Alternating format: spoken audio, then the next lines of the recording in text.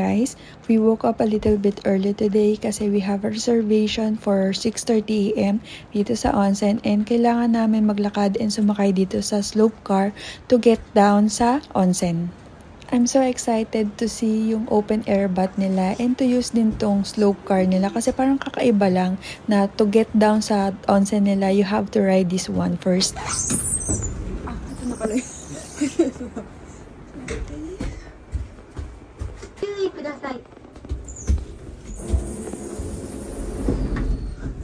At first, na nakita ko tong slope car, nakakatakot sumakay kasi ang nipis ng rail niya tapos ang tarik ng bundok. So, medyo nakakatakot pero it's another experience kaya kailangan ko sumakay.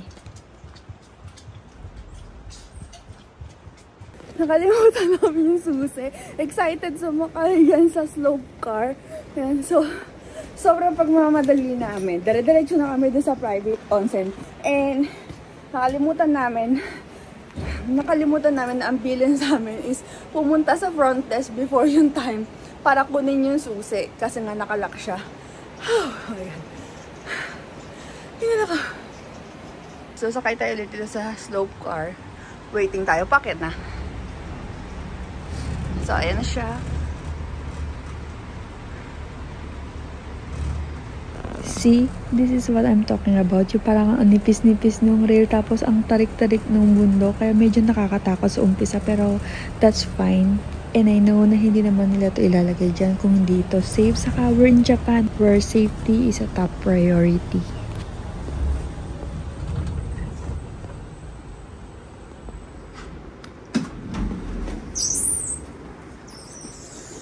Sakay tayo ulit. Sakay tayo ulit sa slope car.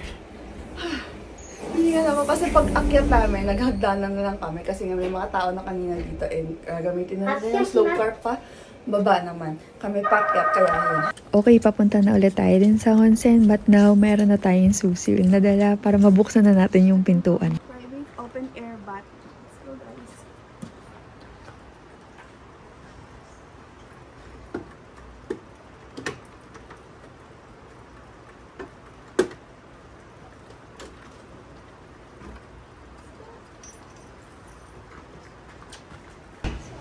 Dito na tayo sa private onsen. Wow, ito. Ang natin nakita.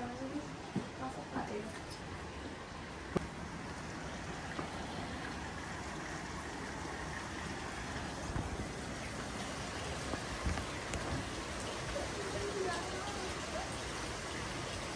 Sobrang ganda nitong open air bath na to. Ang ganda rin ng view tapos sinabayan pa ng umuulan ng snow kaya perfect. At first, sobrang lamig talaga kasi nga umulan ng snow tapos may mga snow sa paligid pero sobrang init rin naman ng tubig. Kaya mamaya hindi mo na mararamdaman na malamig yung paligid. You need a reservation to use it and it's 30 minutes for 1,000 yen.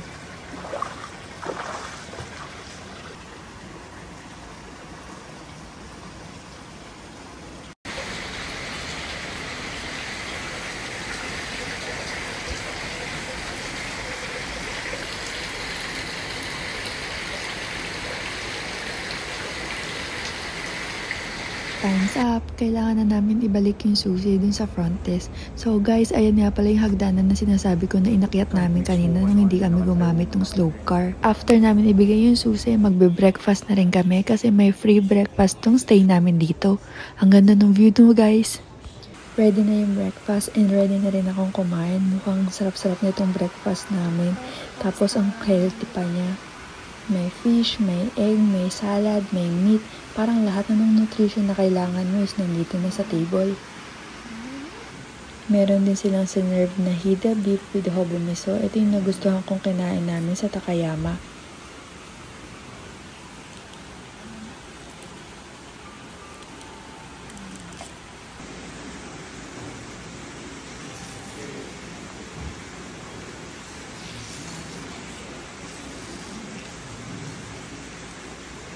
This one, hindi ko sure kung ano to. Pero nung tinikman ko na siya, para siyang tofu. Tapos lalagyan mo siya nitong sauce na to. After namin mag-breakfast, dito muna kami sa lounge area para magpababa ng kinain and mag-coffee din. After namin magpahinga, punta naman tayo mamaya dun sa Ashiyu or dun sa footbath. Sana konti lang tao or walang tao para solo natin yung lugar. Ang ganda talaga nitong hotel na to. Ang ganda ng vibes, ang ganda ng hotel, tapos konti lang din yung tao.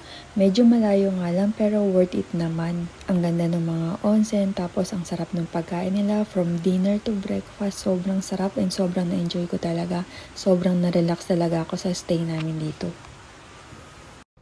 Pagpunta namin dito sa footbath area, walang tao, kaya na-solo namin and nakapag-picture kami at nakapag-video. Guys, tignan nyo naman yung view na makikita mo dun sa footbath area. Nakapag-check out na kami, pero bago ako sumakay ng sasakyan, lumabas muna ako dito para umikot-ikot at makapag-video dito sa paligid kasi sobrang ganda ng view, tapos umuulan pa ng snow.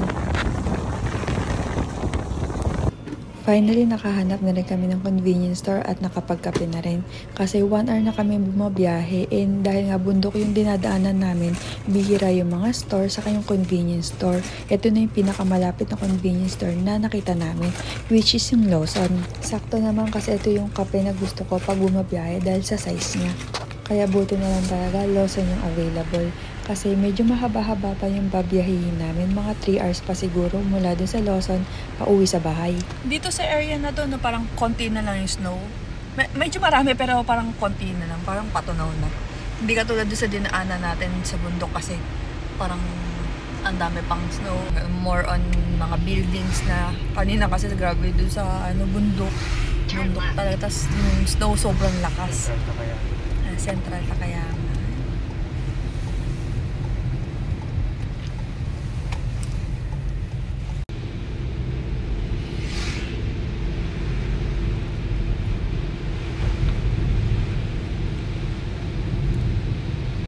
Good morning guys! So maaga ako nagising ngayon, nakapaglinis na ako, nakapag-aral na ako. Then lalabas tayo kasi gusto ko ng coffee ng 7-Eleven, tapos gusto ko rin bumili ng tinapay nila yung tamago sandwich for my breakfast.